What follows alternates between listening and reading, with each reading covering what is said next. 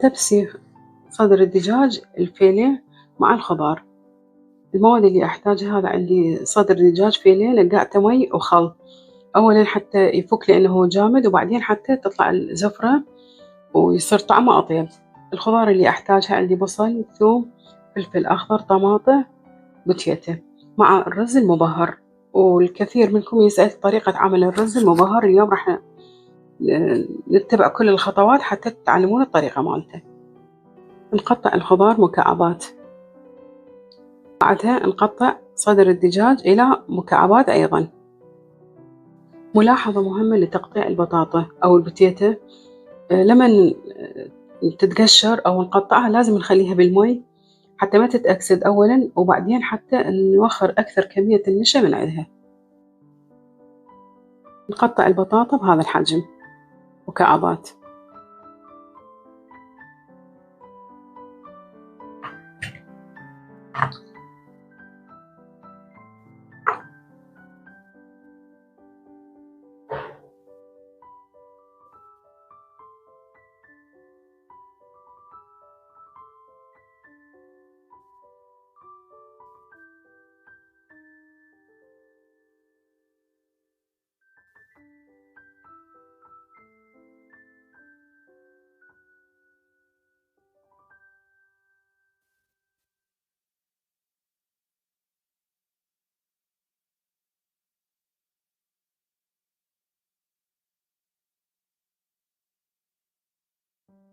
بس صدر الدجاج قطعته وغسلته لأنه كان منقوع بمي وخل، والبطاطا أيضا غسلتها، وهذا الخضار.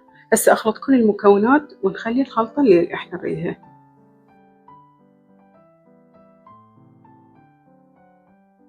خلطنا هاي كل المكونات.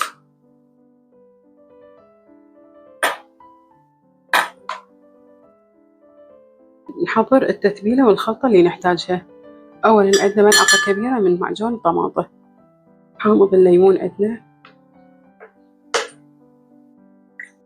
زيت الذرة الصافي نخلي ملعقتين كبيرة،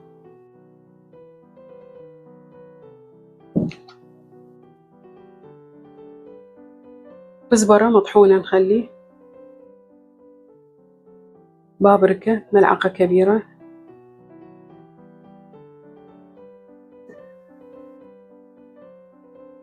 زنجبيل مطحون نخلي ملعقة متوسطة،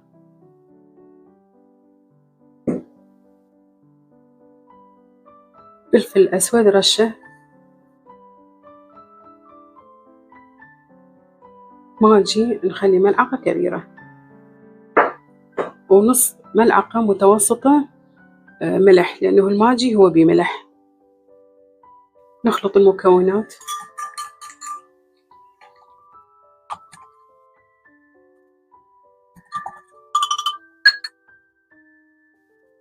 هسه أضيف خليط البهارات والمعجون إلى الخضار والدجاج.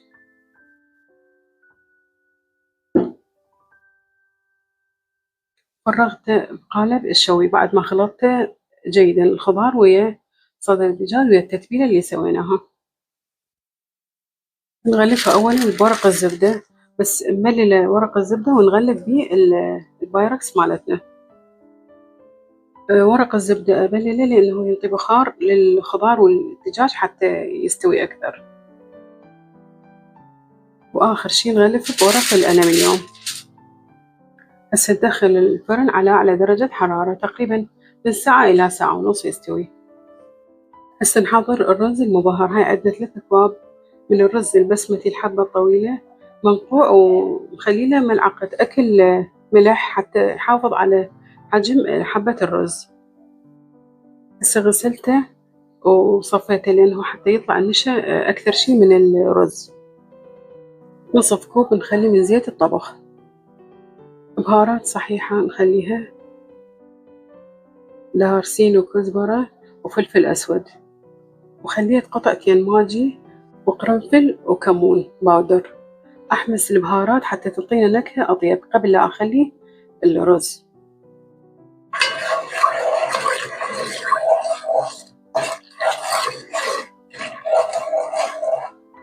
هسه أضيف الرز المغسول والمنقوع على البهارات اللي حمستها. أقلب الرز، يعني أطيب نكهة للرز المبهر بهذه الطريقة.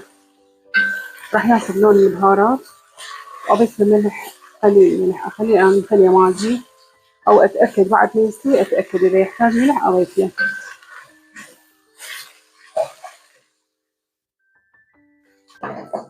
هسه لاحظوا التمن تغير لونه، أخذ طعم ونكهة البهارات. أضيف له مي بمستوى التمن حتى يعني أتأكد بعدين من السواء مالته.